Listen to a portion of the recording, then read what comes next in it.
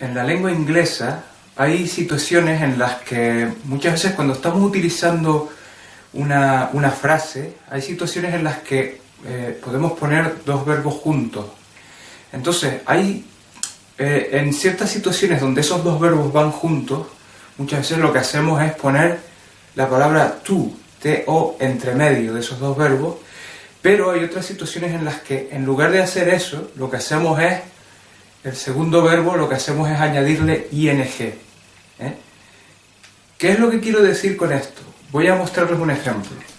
Imagínense que yo uso la frase I want to run. Quiero correr. Si se fijan, por un lado, tengo dos verbos, ¿no? Want, en primer lugar, que significa querer, y run, en segundo lugar, que significa correr, ¿vale? Como pueden ver, en medio de esos dos verbos ponemos la palabra to. Ahora bien, imagínense, como segundo ejemplo, que yo digo I enjoy learning. Disfruto del aprendizaje, más bien. Esa sería la traducción más adecuada al castellano, ¿de acuerdo?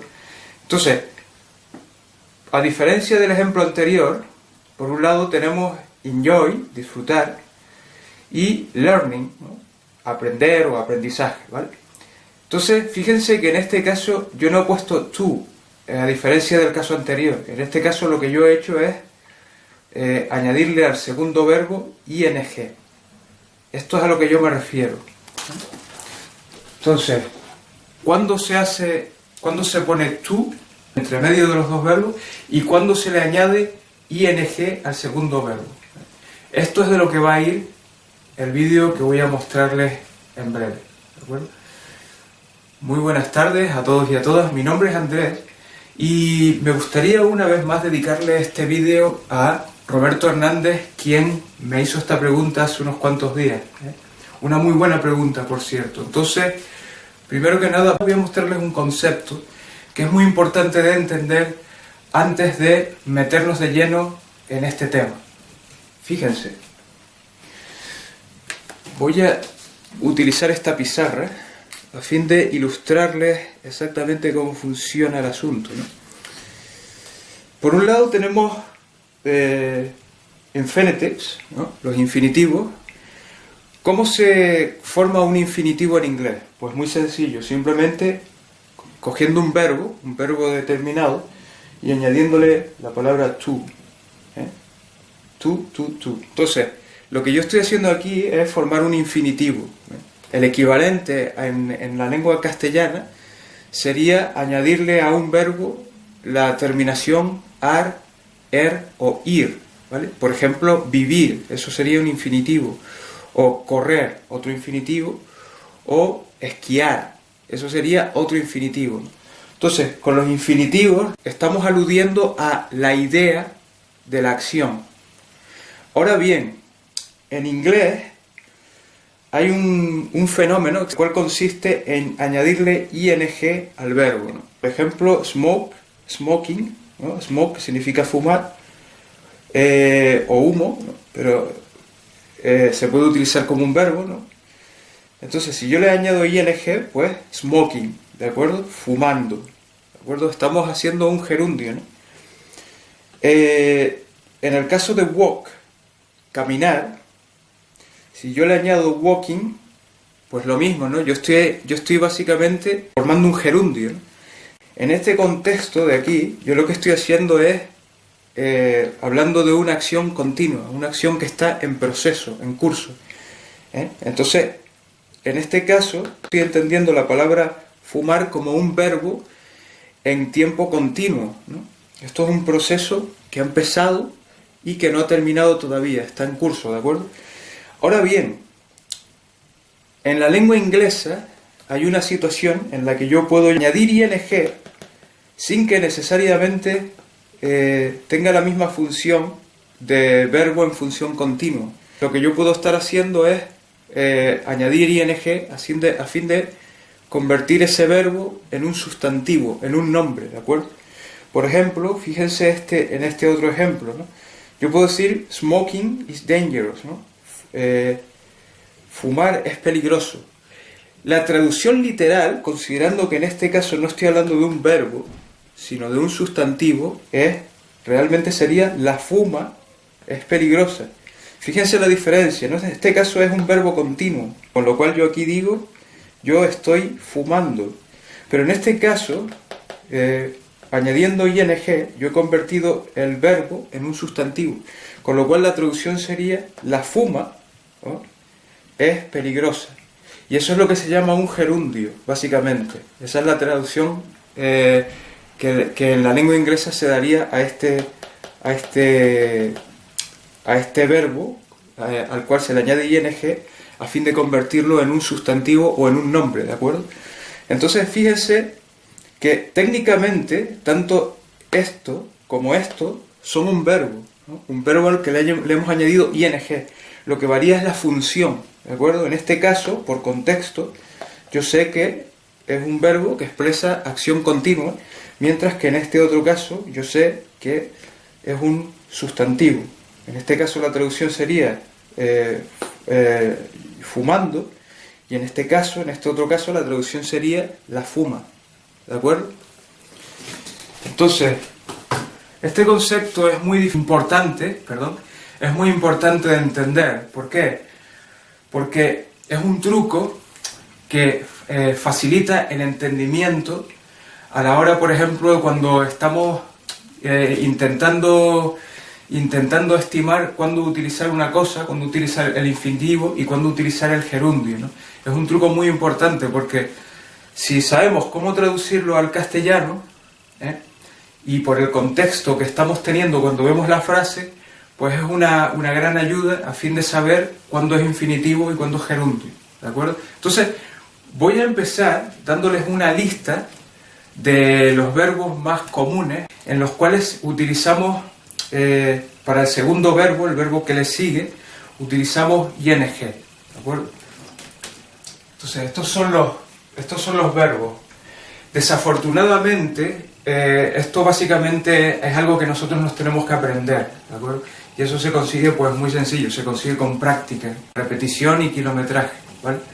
Entonces, esta es la lista, ¿no? Por un lado tenemos enjoy, disfrutar, mind, importar, suggest, sugerir, stop, parar, finish, terminar, postpone, posponer, consider, considerar, imagine, imaginar, fancy, apetecer, deny, negar, avoid, evadir, risk, arriesgar, y admit, admitir, ¿vale? Entonces, estos phrasal verbs que he puesto entre paréntesis básicamente representan también, pues, en este caso ocurriría lo mismo, ¿no? El verbo que vaya después de estos phrasal verbs también se le añade ing y funciona como un sustantivo, ¿de acuerdo? Por ejemplo, give up, que significaría parar, put off, que significaría también posponer, go on o carry on, que significaría continuar, y finalmente keep o keep on, que significa hacer algo de manera repetida, de manera continuada, ¿vale? Entonces, voy a darles un par de ejemplos a fin de que cojan la idea, ¿eh? Por ejemplo, con enjoy, ¿vale? Disfrutar. La traducción no sería, como muchas veces podríamos pensar, yo disfruto aprendiendo. No, la traducción real sería yo disfruto el aprendizaje. Recuerden, estamos hablando de, técnicamente es un verbo de ing, pero en este caso particular estamos hablando de un sustantivo, con lo cual no diríamos aprendiendo, ¿no? Lo traduciríamos como aprendizaje, ¿de acuerdo? Otro ejemplo que podría darles es, por ejemplo, con finish, con terminar, ¿no? I have finished reading, I have finished reading. Yo he terminado la lectura, ¿de acuerdo? Y finalmente, un último ejemplo que les voy a dar aquí es, por ejemplo, avoid, ¿no? Evadir. I avoid taking risks, ¿eh? La traducción, yo evado, ¿no? La acogida de riesgos. Esa sería la traducción que habría que darle. A continuación lo que voy a hacer es darles una lista con los ejemplos pertinentes de verbos en donde en vez de utilizar verbos que acaban en ing o gerundios, lo que hacemos es utilizar infinitivos, ¿de acuerdo? Vuelvo enseguida. Bueno, ya estoy de vuelta. A continuación, lo que vamos a hacer es ver una lista de los verbos más comunes utilizados cuando estamos utilizando o usando, perdón, el to en vez de ing, ¿de acuerdo? Aquí va. Básicamente, diríamos, podemos utilizarlo con el to, ¿no? Con offer, ofrecer, ¿no? Agree, acordar, refuse, rehusar, promise, prometer, appear, aparecer, decide, decidir, plan, planear, arrange. Arrange significa arreglar algo, ¿no? A fin de hacer que algo pase, ¿de acuerdo? Hacer los preparativos para que algo pase, ¿no? Threaten, como amenazar, ¿no?